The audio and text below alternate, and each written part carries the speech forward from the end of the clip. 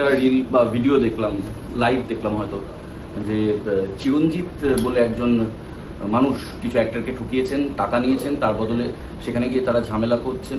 আমার খুব কষ্ট হলো, খারাপ লাগলো। না, ওই চিরঞ্জিত বাবুর জন্য নয়, যে মানুষ এতগুলো মানুষের স্বপ্ন নিয়ে খেলতে পারে, তাদের জীবিকা নিয়ে খেলতে পারে, তার এর থেকেও বড় শাস্তি হওয়া উচিত।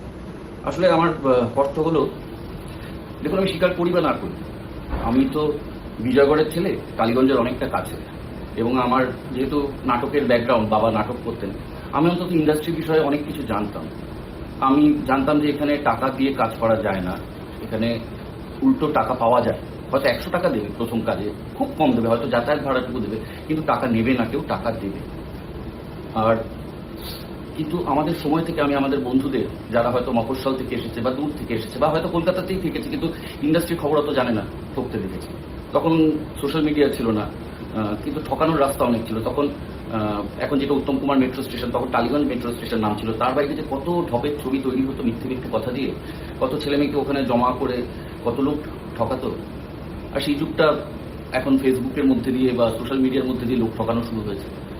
আমি আপনাদের বলতে চাই, কাউকে টাকা দেবেন না। এই ইন্ডাস্ট্রিতে টাকা দিয়ে কাজ করতে হয় না, টাকা পাওয়া যায়।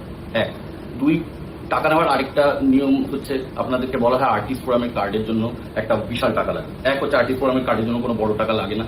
2 হচ্ছে প্রথম কাজ করার আগে আর্টিস্ট ফোরামের কার্ড পাওয়াই যায় না, কারণ আর্টিস্ট ফোরামের কার্ড করতে গেলে আপনার 2টো কাজের অভিজ্ঞতা লাগে এবং 2টো ডিরেক্টরের সই লাগে। আর মেয়েদের বলছি, তোমাদের কাছ থেকে টাকা ছাড়াও অন্য আরেকটা জিনিস চাওয়া হতে পারে, কি সেটা তোমরা ভালোই বুঝতে পারছো। Don't offer them that. ওদের কাজ হয়ে গেলে ওরা তোমাকে কাজ দেওয়ার যে প্রতিশ্রুতি দিয়েছিল একদমই রাখবে না, ফোন তোলা বন্ধ করে দেবে।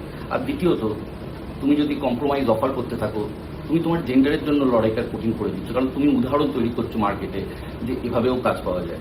সো যদি সত্যিকার ফেমিনিস্ট হও, নিজের জেন্ডারের জন্য লড়াই সহজ না করতে পারো, কঠিন করো না। এনাফ জ্ঞান ফর টুডে।